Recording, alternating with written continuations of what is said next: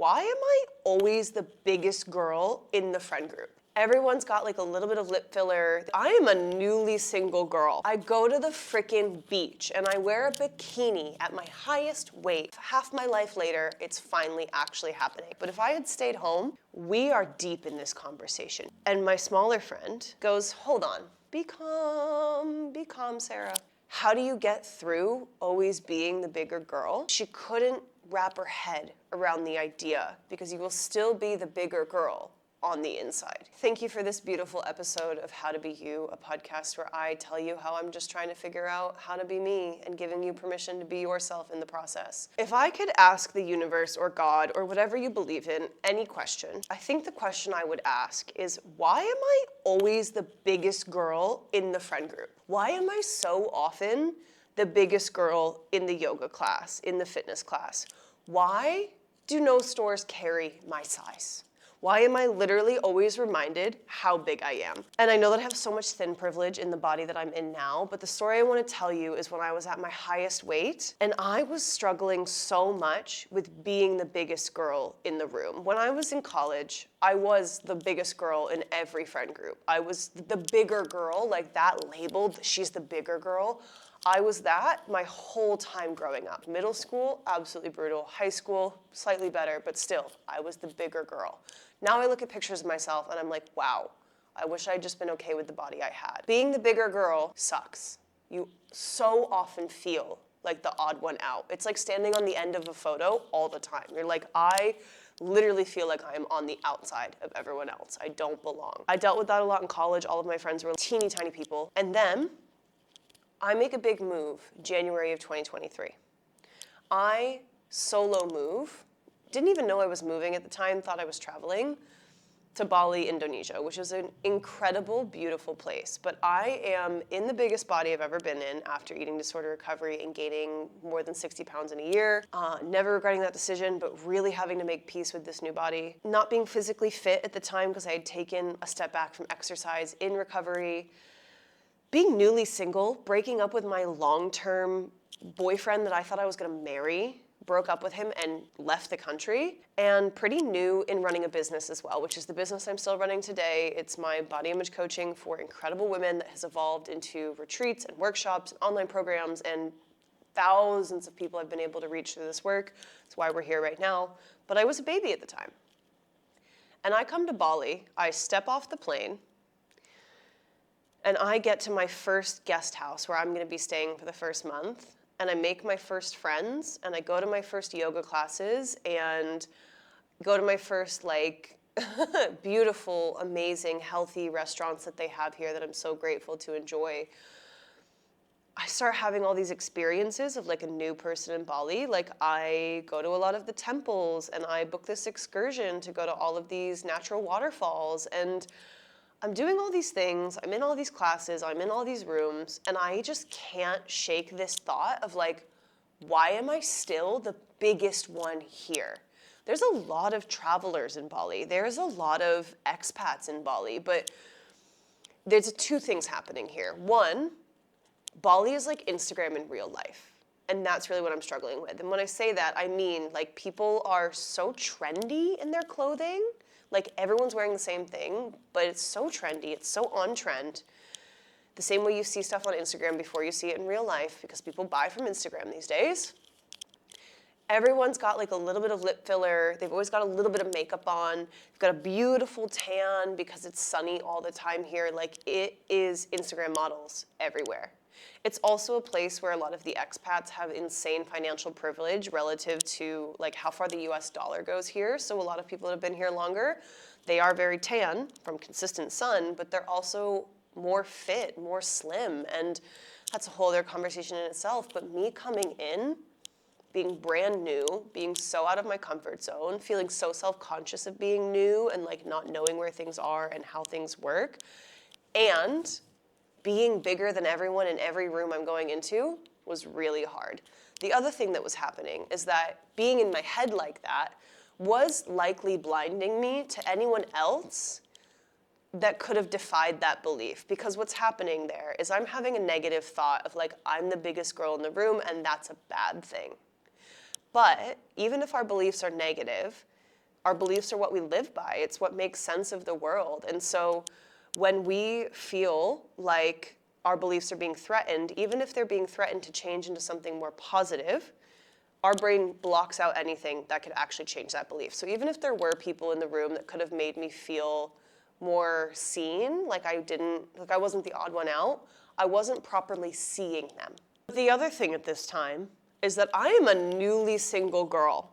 I'm in Asia for the first time in my life, and I am determined to experience. If you listened to last episode, which is a crazy one, you absolutely have to, you know that I've had this dream to travel the world since I was 12 years old. And so I am finally living it at 25. Half my life later, it's finally actually happening. And so even though I am so out of my comfort zone and it is so uncomfortable and I am so self-conscious in my body and about who I am on the inside, I am determined to live. And so I go have all of these experiences, right? Like I go to the waterfalls, I go to the temples, I go to all the restaurants I'd been wanting to go to since in my research before that. I go to the yoga classes, I go to the frickin' beach, and I wear a bikini at my highest weight in a place where everyone is so beautiful and everything is so beautiful and aesthetic and perfect. And I do it anyway. And I'd be lying if I said that the story that I don't belong and everyone's judging me and everyone's looking at how my belly rolls and folds, like I would be lying if I said that that story wasn't so loud. But do you want to know the thing that made it get quieter? It took time, but it got quieter. It was doing cool shit anyway. Like this is my life motto, I swear. From someone who has gone from so cripplingly anxious, so insecure, who has been so many different weights, who has been so many different sizes, who has completely outgrown their closet and had to completely redo their wardrobe, whose whole identity used to be being the skinny girl. You become more confident by doing stuff that you want to do anyway. Before I got to Bali, it was that time in the Southwest, like taking myself to the movies and going out to dinner alone for the first time. This is not an overnight transformation. This is something that you slowly work your way up to day by day. Every single time I did something anyway, I proved to myself that being bigger does not mean you can't have fun. Being bigger does not mean that you can't be capable. Being bigger does not mean that you can't be the most confident person in the room, because something else I've realized is that your size doesn't dictate your confidence, and it goes the other way. Being smaller, because I was, and because I still work with women today who are in smaller bodies, and I still hear it from women all the time who are in smaller bodies, being smaller doesn't automatically make you confident either. And so every time I did it anyway, I showed up in a place or in an experience, and I showed myself who I could be in that moment if I just let myself get there. But if I had stayed home and not gone to Asia, stayed home and not gone to the yoga class in Asia, stayed home and not gone to the temple or the waterfall or the beautiful mountain view or anything else that I've experienced in the 3.5 years since this story, I would never have proved to myself that my body size doesn't have to stop me from living my life. I remember very early in my Bali days, it was like 3 months in maybe, I had dinner with my new travel bestie, and she was a lot smaller than me. And then another girl we had met that day who was just very quickly passing through, and she was bigger than me. And the three of us went to dinner, and I remember so vividly eating over a cheese board in an Italian restaurant, like charcuterie style, all of us sharing, having some girl talk, having a glass of wine, having a great time. And the conversation shifting to the work that I was doing, which was helping women feel body confident and accept their bodies. And me and the girl we had met that day, who was bigger than me, we are deep in this conversation. She's like, oh my God, I struggle with this, I struggle with that. And I'm like, you are not alone. I know the remedy for that. I know how I could help you. Do you want advice? And she's like, yes, yes, yes, give it to me. We are going back and forth, talk, talk, talk, talk, talk. And my smaller friend, well-intentioned, goes, hold on. Do you really feel like people treat you different because of your size? And we're like, yeah. She's like, are you sure it's not in your head? And don't come for her. It was well-intentioned. but she couldn't wrap her head around the idea that being in a bigger body isn't just something to be self-conscious about and to get out of your own head about, but that people actually treat you different because of it. And I remember just sitting there being like, be calm, Sarah. Have empathy. And calmly explaining to her, and her being receptive and us having a nice talk, but like literally being like, yes. On top of it being something that messes with your head to always be the bigger girl, people do treat you different. They really do. And I told her my stories from college when men would reintroduce themselves to me after I lost weight, which was in one of our earlier episodes, and it was such a journey, those early days in Bali. And I don't have a beautiful overnight transformation story of like gaining weight and then being completely okay with always being the bigger girl. Years later, and also in a smaller body than I was at the time of this story, I am still bigger than all of my closest girlfriends, and I cannot share clothes with any of them. I actually wore a dress of my best friend's last night to an important event. And she was like, not in a rude way, both of us. She was like, look at you wearing my clothes. And I was like, look at me wearing your clothes. Like, this is a big deal for me to even be able to fit into your size. How do you get through always being the bigger girl? You do cool shit anyway. You have to realize that being smaller is not automatically going to make you happy, make you confident, make you like yourself, because you will still be the bigger girl on the inside. You will still be that girl that believed that she didn't deserve to be chosen because of what she looks like. That's what I'm working through with all of my clients all the time, no matter their size. You have to do stuff anyway. You have to prove to yourself, I can still have a good life. I can still be capable. I can still be active. I can still be healthy. Whatever that means to you, because that is different for everyone. I can still go the places I want to go and take the photos I want to take and post them on Instagram for the world to see. Because as you do that, you don't just prove to yourself that you can, but you get to know yourself in a whole other way. It is such a confidence boost to be in a different country, to be in a situation you've never been in before, to be in a beautiful place, and to see how you respond. To see how grateful you can be in the presence of a gorgeous waterfall. To see how tactical you can be when you're on the go in a different country and your phone isn't working and you have to figure it out. To see how friendly you can be in an environment where you don't know anyone, but you want to have a human connection and make a new friend. But you will not know that you are capable of those things until you get out of the comfort zone that insecurity has built for you, because you know it's not the place that you want to be. And so in these first months in Bali, even though I was the biggest girl in almost every room, not just body dysmorphia making me thinking that, like literally couldn't shop for clothes in Asia for a long time, even though I was so often the biggest girl, I got to know who I was in that body. Not just how she looks, which it did take time to adjust, but who I am. And who you are does not go away when your body changes. When people ask me how I'm so confident, I had a speaking event last night. I had to get up on stage and give a speech. Someone asked me in the bathroom before my speech, she was like, hey, I saw that you get a lot of hate online. How do you deal with that? And I was like, girl, I know who I am before anybody else gets to decide. And that is what gives me confidence. Oh, you want to call me fat? I don't think that's a bad word, first of all. I don't think it's a bad thing to be. You want to call me ugly?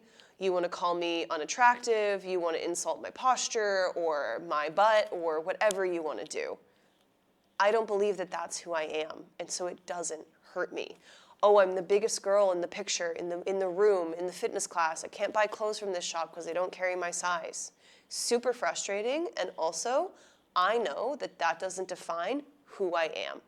And I know that because I have let myself live small and big experiences in whatever body I'm in right now. I cannot wait to live my life in a certain body that's smaller. I need to live my life in the body I am in right now, because life is passing me by either way. Confidence comes when you take action, because you took action, but not before you take the action. You have to prove to yourself even if it sucks, even if it's uncomfortable, even if you're scared, that you can do it, that you can survive it.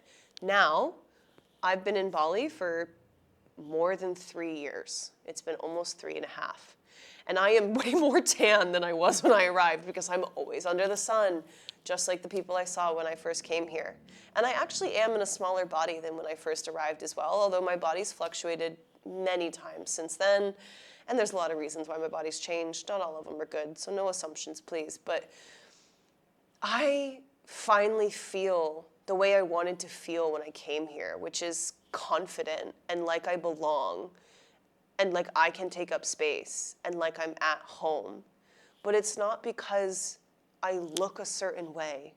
It's because no matter how I look, I like who I am and I know who I am on the inside. So being the bigger girl will always be a part of me, even if I'm literally not the biggest girl in the room at any given moment. It'll always be a part of my story and who I am and who I've been.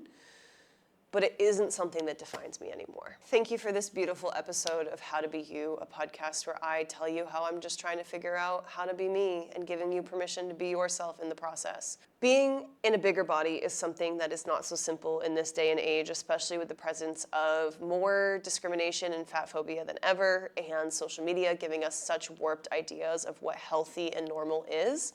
For anyone that's struggling with their body image, I am a body image coach. You can always reach out to me if you want to do a consultation session, if there's any way that I can help you. I also am doing a Bali retreat September 6 to 11, 2026. If you want to come to the place that has changed my life and made me the person I am today, I am literally hosting a retreat here, and it's going to be incredible. Whenever you're listening to this episode, maybe you're finding it years from now, maybe you're an alien listening to this on a satellite, or you're someone listening to it in a time capsule 150 years from now. But either way, hopefully my website is still up. That's where I keep all my information. It's sarahanyellow.com. Regardless of how you're feeling today, where you're stuck, I want you to know that you are more capable than you realize. And if you need any extra support, that is what my work is here for. Please reach out. And I hope that you're able to give yourself a little bit of extra love and grace today. Okay, much love. Talk to you soon.